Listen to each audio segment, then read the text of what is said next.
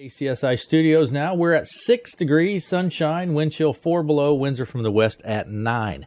It's 27 minutes now past the hour of, or until the hour of 11 o'clock, I should say, Friday morning, February 25th. And have the real honor and privilege this morning to visit with Dillon Weeks. Dillon, good morning to you. Good morning, Aaron. How are you? I'm doing well. Nice to see you, Dillon. It's good to be back out here. I miss this chair. It is really nice to see you, and we're going to have a really cool conversation coming up.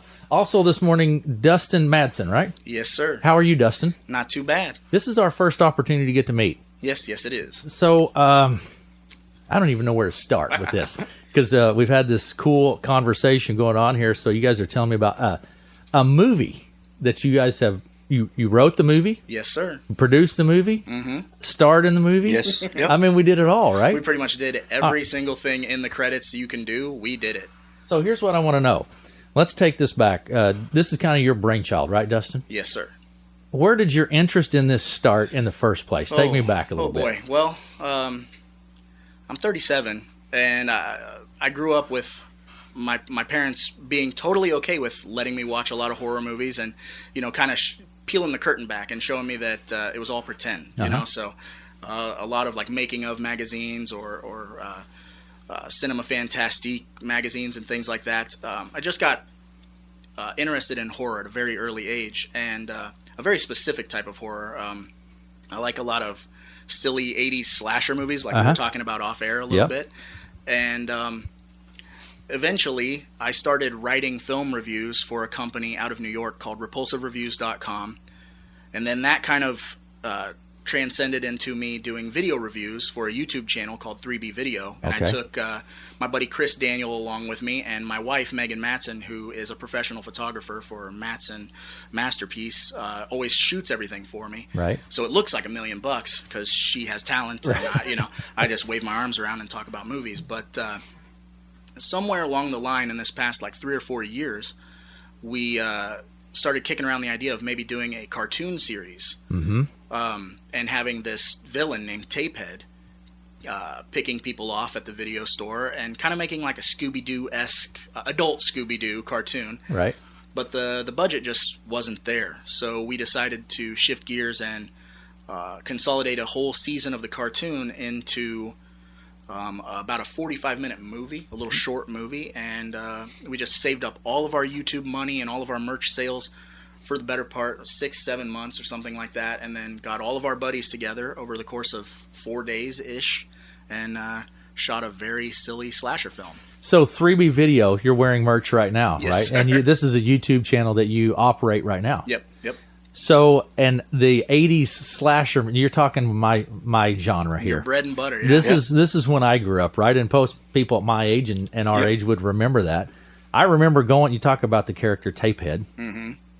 I'm imagining a old video cassette, that you used to go and rent, right? Yep, VHS. So how did you guys get hooked up then? I've known Dustin for a long time, as long as I've been around back in the area, when I came back to run Radio Shack here for all those years. Mm-hmm. Dustin used to stop in. We struck up a good friendship. We've just always kind of been in the same circles, but we didn't really ever cross paths. We didn't really hang out. We weren't super tight, just really good acquaintances, and we always seemed to have the same interests.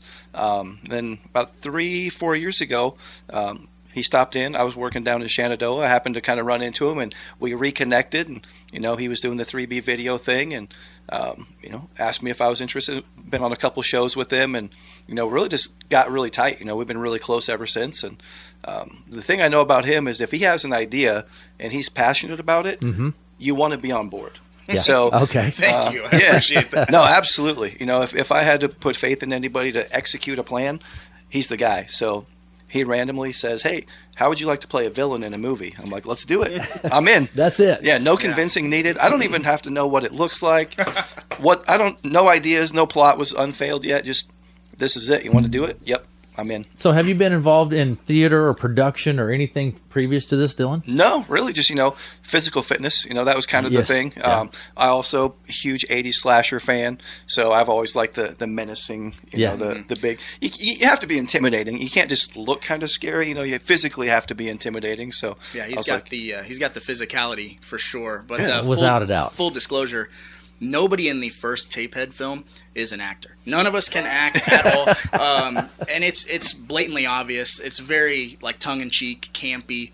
We kind of leaned into the fact that none of us have any real talent, I guess, and made this kind of schlocky, silly movie. But you know, that can go back to some of those 80s slasher movies. It's very endearing, really. Yeah. I mean, that's because let's be honest. I mean, we don't watch those movies expecting Oscar-worthy performances, right? Right. You expect a good reason for kids to be somewhere dangerous, and then the memorable killer. You know, Right. the killer is the one that's memorable. So, you know, So here's what I remember when we're talking 3B video, the Tapehead, the VCR. I remember when I was growing up. Now, this is going to make me sound like an old geezer here. When I was growing up, we would go to town, go out and eat, and then there was a little locally owned video store, and you go and you rent videos, and you have those videos all weekend, and you watch them. yes, sir. And a good number of those were horror films that you're talking about. Oh yeah, and it was all the cover art. It was Yeah. like, what's the weirdest looking thing on this shelf I can Yeah. take home? And that, sadly, you know, I mean, I don't want to make us all sound like old geezers, you know, but that's missing from Yes. today. And we've always been big physical media fans. Like, I literally have a video store in my house. I have thousands upon thousands of movies. I built a mock video store in my house, and just to kind of keep that alive. And like, my kids will even come down to get a movie, and they'll get a bag of popcorn and some candy, you know, and it's like, movies were events. You turn Right. the lights down, you turn your phone off, and you just have fun for an hour and a half. And we just wanted to kind of bring that back, that like love for silly slasher cinema.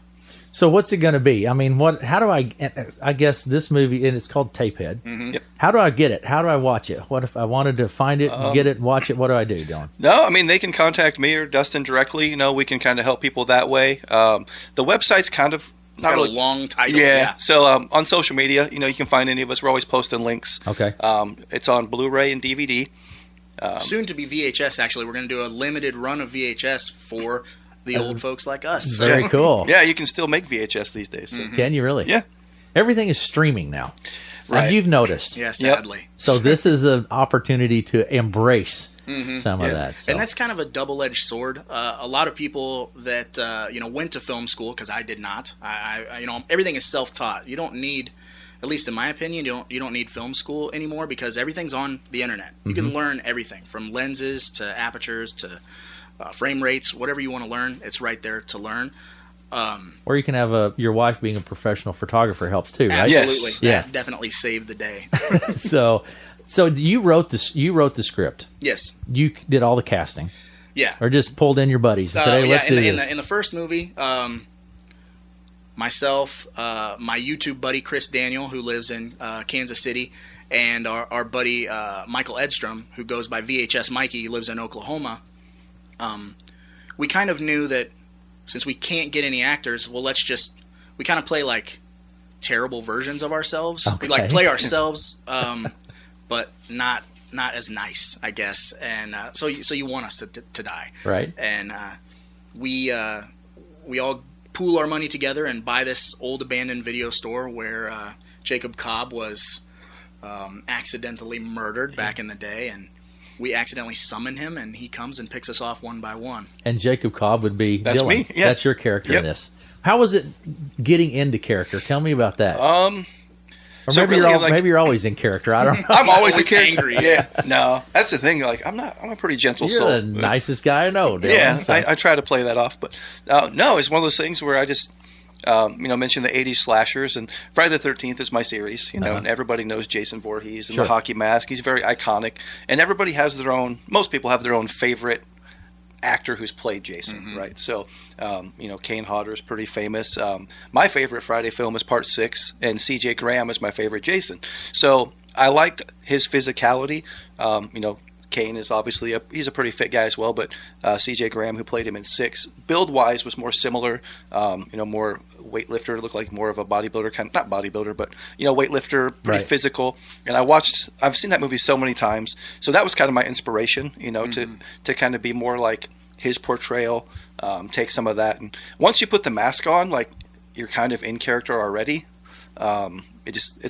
it's hot and it's heavy and you feel a little agitated. Oh yeah. Right. So it's pretty easy to slip into that. You know, once you get the gear on, you know, it just happens. Oh. Also important to note that in the first film, the look of Jacob Cobb, one, the silicone hood or mask that he wore was in between 15 and 20 pounds, so very heavy. Wow. Secondly, the VHS mask that he wears, sculpted by Hunter Jackson from Gwar, which is crazy to even say that out loud, that a guy from the band Gwar made this mask for us, but no eye holes. Yeah, I was Not blind. a one. So he's blind, killing everyone. Yeah. So how does that work? So this is where like some actual talent comes into play. So I would flip the visor up, put it on top of my head, because the eye holes in the mask were a little small also. So the mask kind of posed a lot of problems, but I could see pretty well. So I would flip the visor up, and then all of my actor counterparts, I would count steps. I would go and I'd set my mark, and I could kind of look under the visor, and I could see my mark to start, and then I would count my steps. So basically, and then he would usually grab my arm and drag me back. So we'd go back to mark, you know, after 5 or 6 walkthroughs. I kind of had my motions memorized, Right. and we would go from there. Probably the toughest, there's a pretty good physical altercation with Chris. He plays Evil in the movie. We have a pretty big showdown, and it's kind of a WWE style like grappling match. Okay. Chris is a big wrestling fan, and so he and I went outside. We go through the movements, and we really locked it in. We felt super good. Well, then we went inside where the marks are different than outside, and I flipped down the visor, and we go, and we did the whole scene blind. But yeah, basically just muscle memory and counting steps. That's pretty impressive. Yeah, Yeah. And he did a wonderful job. And you know, the power of editing too, because we can change angles and let him get a hold of you know, the person he's supposed to be killing or whatever. But there were some times where you don't see it on camera, but just below what the camera is seeing, you know, like one of us is guiding him, you know, Right. like pushing his butt in the right direction or whatever. Very cool. Yeah. You guys got pretty creative with this whole We thing. did. You know, we were determined that this was going to be something that we could all be proud of. Yeah. You know, a lot of effort went into it. And so, you know, the budget might not have been what you'd see on like bigger movies, but, you know, everything looks as good as it possibly can. So I think in this situation, talent oversees money sometimes. You know? sure. So tell me how, I mean, if this mask, this silicone mask weighed 15 pounds, how long did it take you to get into character? And that was probably fairly uncomfortable, I'm guessing. Yeah, we would do, and we, again, trial and error, right? So Right. normally I wear glasses. I can see okay without my glasses, but I got contacts. So I'm like, just make sure everything's on par, because we forgot the visor was going to blind me anyway. So I go and I get contacts. And the first day we filmed, we put like kind of like a pantyhose, like a skull cap thing on to help the mask slide off and on.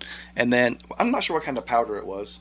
We had some kind of cosmetic powder that we put on That our effects artist Chelsea Juarez did all that crazy stuff. We go and we put this pantyhose liner on, and then we put the powder on.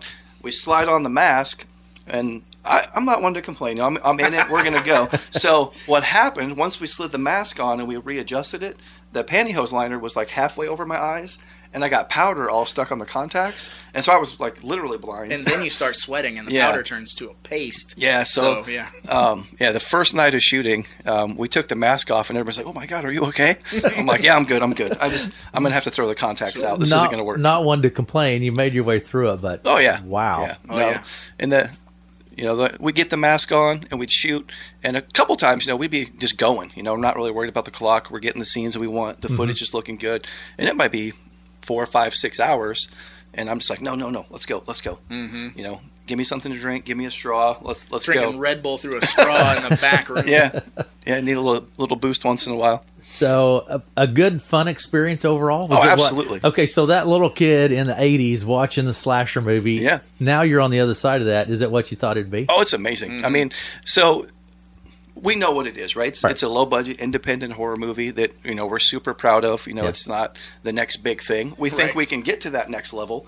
We're not going to be the next John Carpenter or whatever, but we think we're definitely going to, with this next one we're working on, we think we're going to hit another tier.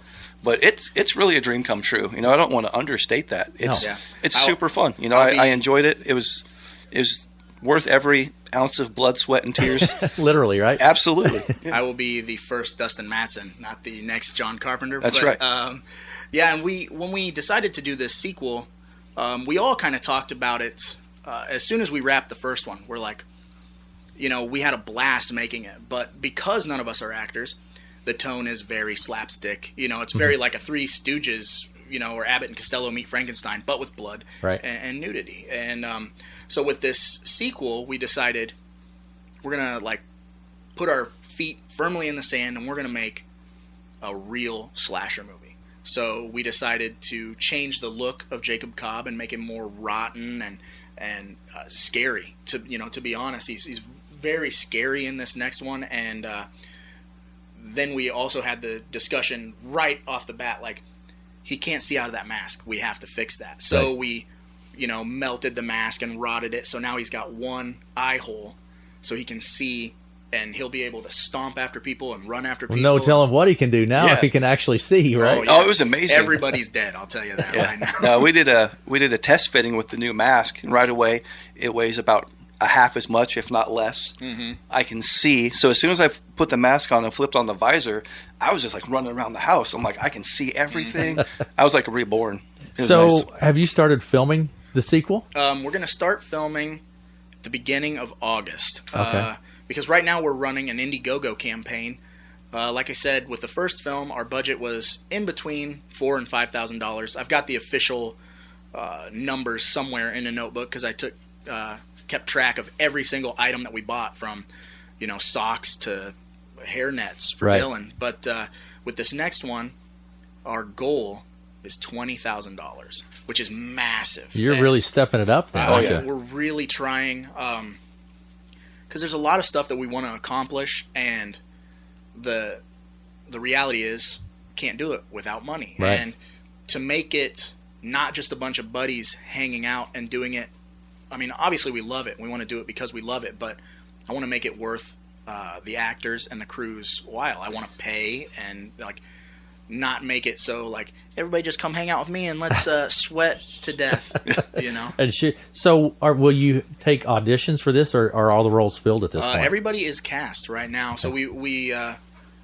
went ahead and did that very early. Reached out to a lot of people that we knew who did some plays in Shenandoah, or had done commercials or whatever, because in between my starting the YouTube channel and all the other avenues of things I've done, I used to work a lot in film in Kansas City. So I met a lot of directors and actors and gaffers and everybody who's done everything from carrying lights to writing scripts to acting on camera. So I just kind of reached out to a lot of that community and was like, help.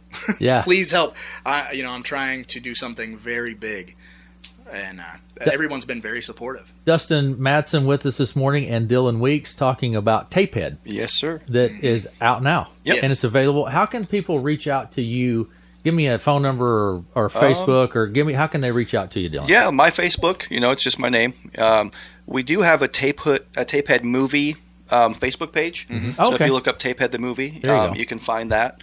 And we post the link constantly. And you can also add me or message me on Facebook, because that was the other conscious decision, which can hurt in the long run, is like we were talking physical media, So very early on, we were like, we're not going to put this for free on YouTube.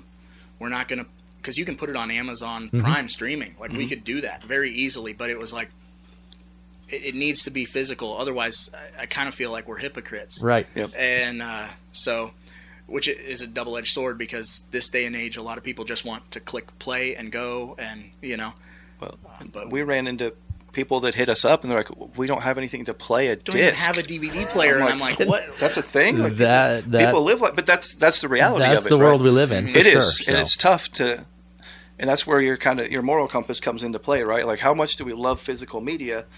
Are we going money? Yeah. Because the exposure obviously is magnified if you do streaming, absolutely. Of course. But when we do that doesn't help us make TapeHead 2, right? So, we're trying to make this huge. I mean, he just gave me the script this morning, and he's been sending me pages as it goes. And I always tell him, because like I take myself out of it. I'm reading the script like it's the best thing I've ever read, and I'm like, I need more, and then I have to wait for the next pages. And the crazy thing is, I know where it's going. I know how the whole story's going to go. Right. We've talked this through. We've hashed this out. I know every next page, and I'm like, when I get a new one, I'm like, oh, I sit down, and then after reading like 2 lines, I'm mimicking my character's movements. I'm up around the house. You're pacing. already working it out. I'm already doing the movements. I'm kind of getting in that mode. Very similar for me when I write it, or when I was writing it. I would write Monday, Tuesday, and Wednesday because my wife would be gone and my kids would be at school. Wednesdays, my kids always get out early, so I have like a 4-hour window where I can write, and I have to have. My house is quiet because I'm running around like screaming the lines of dialogue. I'm crawling around on the floor. Like, it's weird. Like, if you were to film me, you'd be like, this guy's lost a it. lunatic. Yeah, And, he's gonna make a movie. But I try to put myself in each one of those characters and try to write the dialogue in a real way. Like, 80 slashers, like Dillon was saying, a lot of them, the acting is pretty bad. You know? And to play to that strength of a lot of the people that we have cast aren't like professional actors. They've done some acting, but to play to that, you've got to write it very real. And the first Tapehead has been winning awards. It won some awards in some film festivals, and a lot of the reviews are saying it's kind of like a Kevin Smith movie. So like a Clerks or a Jay and Silent Bob. There's a very specific way to write dumb dialogue sounds smart, if that makes sense. Sure. So you're looking at, this was Tapehead that is wrapped. You can get in touch with you guys, purchase that DVD now, and watch it. You're looking forward to Tapehead. What's the name of Tapehead? Do you have that put together yet? Yes, sir. So the sequel, my big return, Tapehead, The Return of Jacob Cobb. Jacob Cobb is your character, and for people to put that in, that's the Jason Voorhees of the old days, Yeah, right? basically, So yeah. That's what it is. So. Yes, sir. And you just want to keep ramping this thing up. Yep. So you're looking to take your old budget times 4 or 5 if possible. And the campaign has been going for about 20 days, and I think we're a little over $1,500. So we're at like kind of a slow trickle. But we know, times are tough. It's it's the pandemic and everything else is going on. So we just have to keep posting on social media like, hey guys, don't forget about us. Right. Even $1 helps, or sharing it on your pages helps. Because we're just a couple of goons chasing dreams. But it's something you love. That's, to me, Right. it's a cool thing. Both, it's something that meant something to you growing up, and is a media form that you like. It's a genre of movie that you like, and you guys just going at it. And we talk about social media and the pitfalls of streaming, but it does allow social media and the technology that is available to do this right here in Iowa. You don't have to have some Right. of that production knowledge that, like you said earlier, that 20 years ago when we were growing up, you had to have that. So. Yeah, you had to go to film school. You had to spend thousands of dollars, where now, like I said, my inbox is constantly full with younger kids in high school or whatever saying, well, how can I do this? And it's like, okay, there's a handful of YouTube channels. Film Riot is a great one. You don't even need to go to film school. Just subscribe to that channel and watch everything they do, and they'll teach you how to make DIY crane equipment that should cost you $20,000. It'll cost you $10. Right. And use your iPhone. Go out and shoot and make something stupid. Like, have a little creativity. yeah, just and have some fun. Yeah, the idea behind it, that's the thing. You can't make a movie if you don't have the idea, Right. The creativity. The money part comes secondary, but if you have a good idea, you can make it work. Yeah. If you look at the first Tapehead, and if you were to tell anybody your game plan, right? So Dustin says, hey, I'm going to put $5,000 of my own money into this movie. You're going to do this for me, and you're going to be hot and sweaty and suffer, and you're going to love it, and I'm not going to pay you anything. You're going to blind yourself, putting paste absolutely. in your eyes. And So- I would do it all over again. It was worth every second. well, I'm glad you will, because we are. So, Very good. yeah, and the way that we're going to be doing it is, because most people, like Dillon and I, we're family men. We've got kids, we've got wives, we've got jobs and other gigs that we have to deal with. So we're going to be shooting. We'll shoot a weekend, 3 days, and then we'll take a week off, and then we'll get back together and get the whole crew back together, whether they got to travel or whatever. And hopefully the budget allows me to fly people in, fly them out, get them hotels. You got some pretty big connections coming into the second one, don't you? I'm trying. That's social media right there. Yeah. Speaking of the big connections, I got to give a shout out to director of Pool Party Massacre, Drew Marvick. He's a wonderful person. And I've been following him for a few years. He put out this movie, Pool Party Massacre, and he filmed it for $5,000 at his parents' house. And he was like, he got a hotel room, had his parents go out and shot this movie in their house and, ruined their walls with blood and everything. But he's just this super talented, funny guy.